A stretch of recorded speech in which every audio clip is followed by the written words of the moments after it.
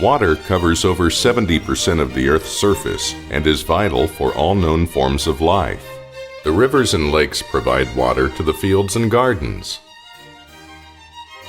In the human body, the circulation is vital for all the organs and systems. The prevailing majority of serious diseases are those affecting our circulatory system. One of the most common pathological conditions of the circulatory system is a disease called venous insufficiency. It affects over 80 million people in the United States alone.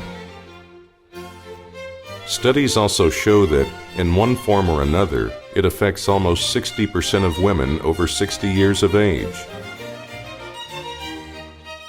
The most common complications of venous insufficiency include trophic ulcers, thrombophlebitis, or formation of potentially dangerous blood clots, bleeding from ruptured veins, development of swelling, also called edema, and different types of infection.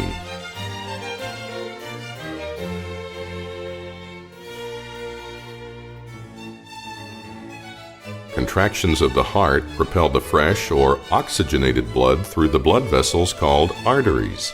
A different type of blood vessels, called veins, bring the used or deoxygenated blood back to the heart.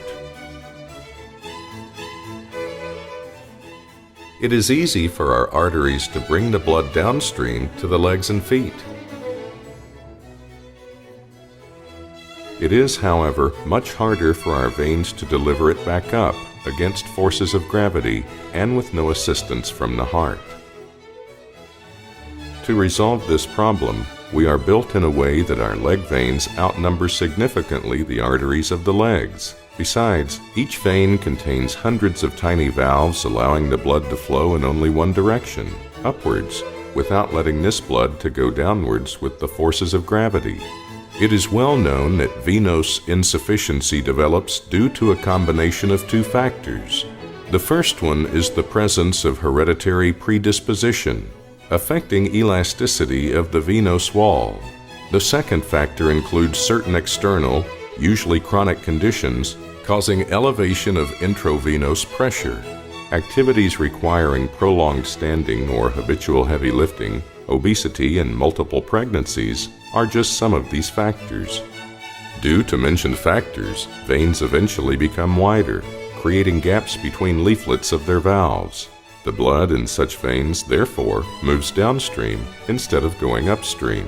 As venous insufficiency progresses, the downward flow of the blood builds up pressure in the affected veins.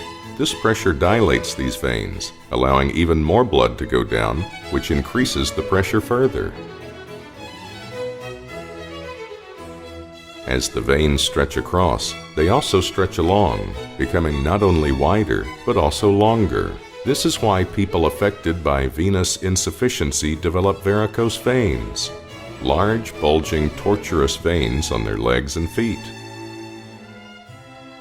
There are numerous serious complications of venous insufficiency. The most common ones include edema or swelling, trophic ulcers, different types of infection, bleeding from ruptured veins, and formation of dangerous blood clots, known as thrombophlebitis.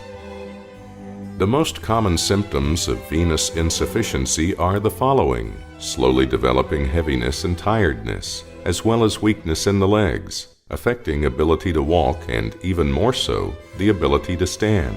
Often, different types of discomfort, like alternating deep dull aches, is reported by people suffering from venous insufficiency at the early stages of the disease. Muscle cramps, also known as spasms or Charley horses, are another one of the early symptoms, as well as a condition called restless leg syndrome. Enlarged bulging veins or small tortuous bluish veins, known as varicose veins and spider veins correspondingly, are yet another symptom of the disease. As the disease progresses, swelling, numbness, perception of coldness or burning, as well as many other ones, join the clinical picture. There are different mechanisms responsible for the development of different symptoms of venous insufficiency and its complications. Swelling or edema, for example, forms due to the following. Under high pressure, the wider the affected veins are, the thinner their walls will be. The thin venous walls allow the water contained in the blood to leak into the surrounding tissue. Accumulation of free water in between the cells of the soft tissues of the surrounding veins is called edema. Additionally, the blood leaking downstream is the used blood. It contains no oxygen, a significant amount of carbon dioxide, lactic acid, and other so-called end products of our metabolism. Under these circumstances, our tissues undergo so-called trophic changes with eventual development of complications, including trophic ulcers, thrombophlebitis, bleeding, infections, swelling, and even malignant degeneration, development of skin cancer. Another common complication of venous insufficiency is called thrombophlebitis. It occurs when the already turbulent flow in the unevenly enlarged veins leads to the development of the stagnant areas, where the blood becomes almost motionless and, therefore, prone to formation of blood clots. This very rare video recording captures an enlarged vein, as it is seen on duplex ultrasound during the development of thrombophlebitis. The decelerating individual particles of the blood can be seen just prior to their precipitation and formation of a blood clot. The larger the varicose veins, the thinner their walls, the higher the pressure of the blood inside these veins, and the more likely they are to rupture and to cause bleeding. Under the pressure, affected veins stretch in all directions, becoming wider and longer. Such enlarged, bulging, tortuous veins are called varicose veins, or varicosities.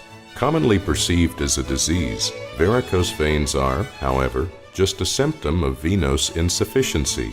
The identical process in the smaller veins, also called venules or venous capillaries, leads to development of the spider veins, also known as telangiectasia.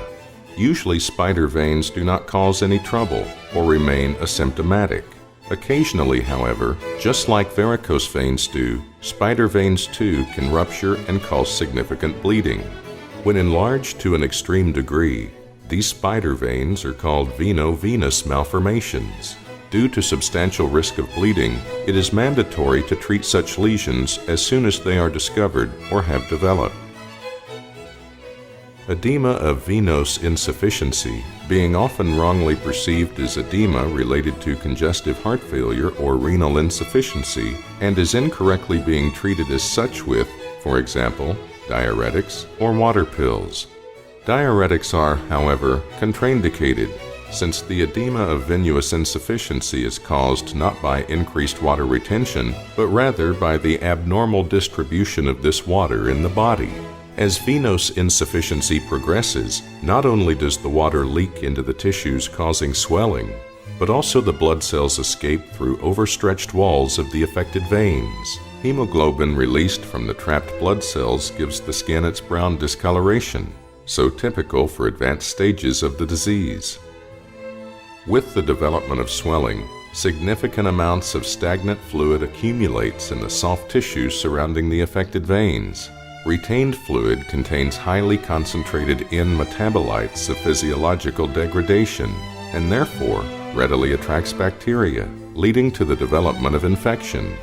Under the above circumstances, a smallest lesion of the skin over the affected veins can lead to development of a trophic ulcer due to, first, increased amount of fluid coming through the wound, and second, due to abnormal nutrition of the tissue responsible for healing. An ulcer untreated for prolonged time is likely to undergo malignant degeneration, in other words, to turn into cancer.